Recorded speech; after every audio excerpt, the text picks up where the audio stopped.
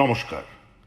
আমাদের এখানে অর্থাৎ পশ্চিমবঙ্গে বিয়েবাড়িতে যাবার আগে কখনোই বোঝা যায় না বা আন্দাজ করা যায় না সেখানে কি কি খাবার পরিবেশিত হবে।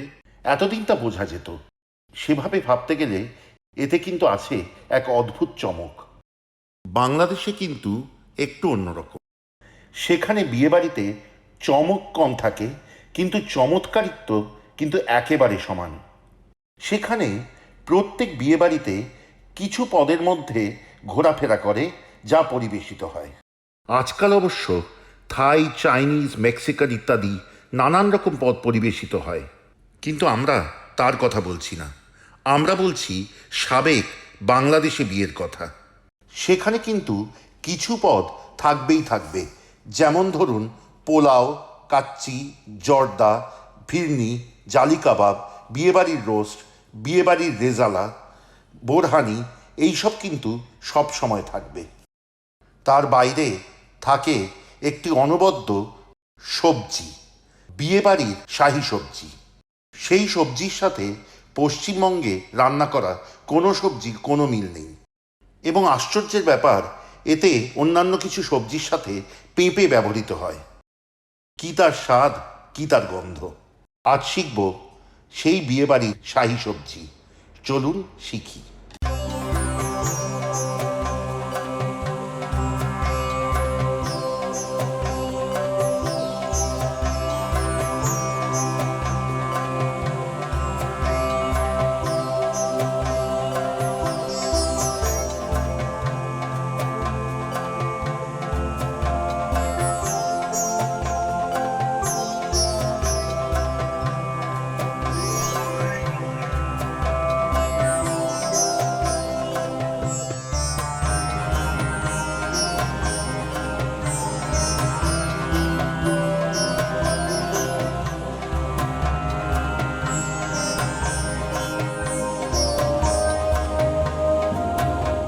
আজকে আমাদের যিনি অতিথি আছেন তার সম্বন্ধে দু চার কথা না বললেই নয়।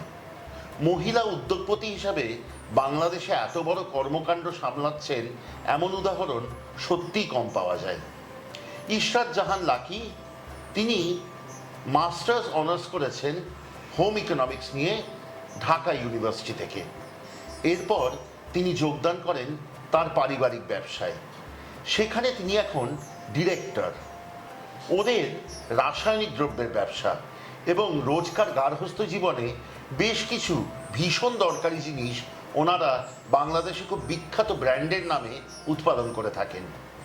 তবে ইশরাত জাহান লাকির কিন্তু বরাবরই নেশা রান্না।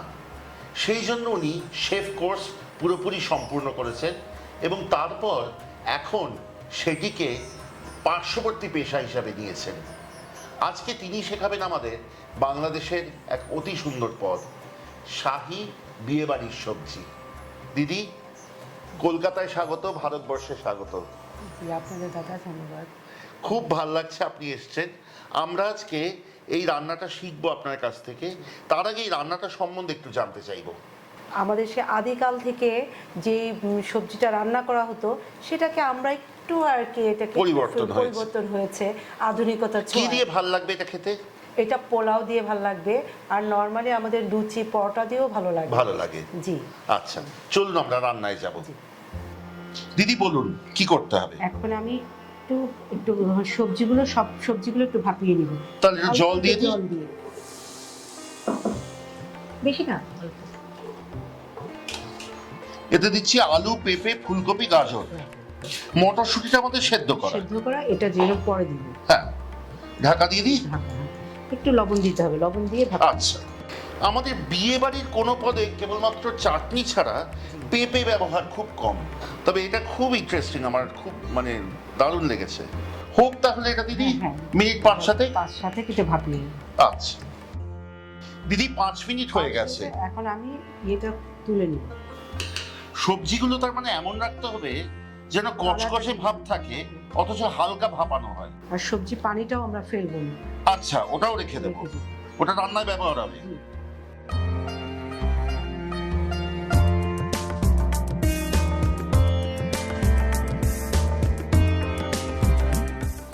কড়াই থেকে জলটুকু ঢেলে নিয়ে এবার কড়াই আবার বসান আঁচে, ঢেলে দিন সাদা তেল 2 থেকে 3 টেবিল চামচ। একটু গরম হলে আমি একটু এলাচ দারচিনির ফোড়ন দিয়ে দিব। গোটা 3 এলাচ আর 1.5 ইঞ্চি পরিমাণ দারচিনি। একটু গন্ধ বেরো, তার পেঁয়াজ হ্যাঁ।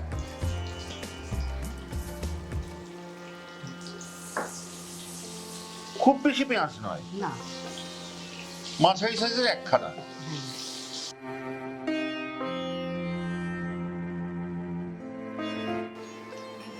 আদা বাটা দিয়ে দিব 1 টিস্পুন। আচ্ছা, রসুনটা আদার থেকে একটু বেশি।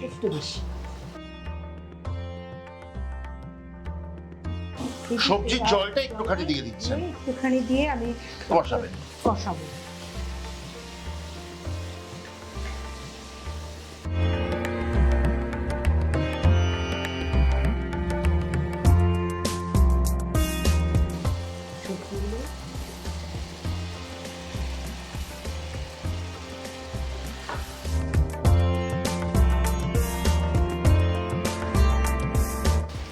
মটরশুঁটিটাও দিয়ে দিব।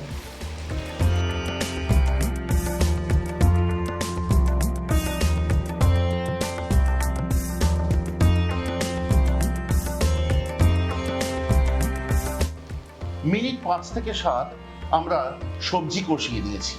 এবার যাব পরবর্তী ধাপে। একটু নুন দিয়ে দিব, যেহেতু আগে আমি নুন দিয়ে সিদ্ধ করেছিলাম, এখন বেশি নুন দেওয়া যাবে না। হ্যাঁ, একটু নুন দিব আর কাঁচা লঙ্কাটা দিয়ে দিব। আচ্ছা,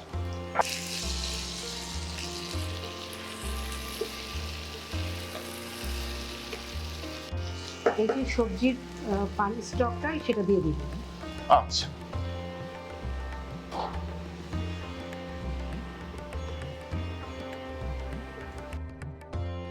আরো 2 থেকে 3 মিনিট ঢেকে দিচ্ছি।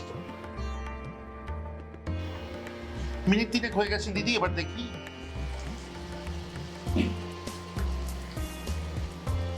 জল অনেকটাই শুকিয়ে এসছে।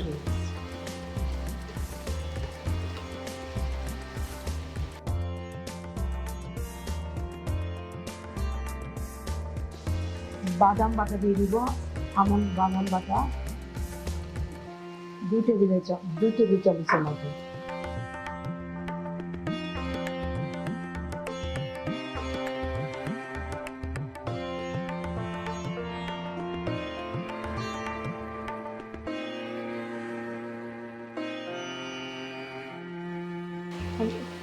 গুঁড়ো দুধ গুলে নিয়েছি, সেটা নেব 3 টেবিল চামচ। 3 টেবিল চামচ। তারপর দিব ফ্রেশ ক্রিম 2 টেবিল চামচ। আচ্ছা, সাদা গোলমরিচের গুঁড়ো অল্প পরিমাণ।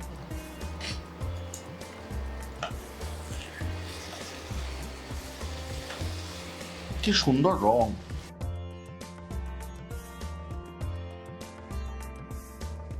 সব শেষে আমি একটু ঘি দিয়ে দিচ্ছি, 1.5 চা চামচ।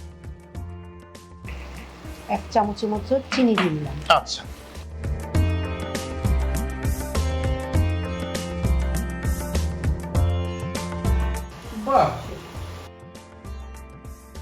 দিদি, এত সুন্দর সহজ অথচ এত কম উপকরণে এরকম শাহি নবাবী একদম স্বাদের সবজি খুব কম খেয়েছি। জি দাদা, খেয়ে দেখবেন, আপনার দর্শকদেরকেও বলবেন। একদম বলবো, আমি নিশ্চিত যে আমার দর্শকদেরও খুব ভালো লাগবে, ওনারাও বাড়িতে করে খাবেন। ধন্যবাদ। আপনাকে ধন্যবাদ।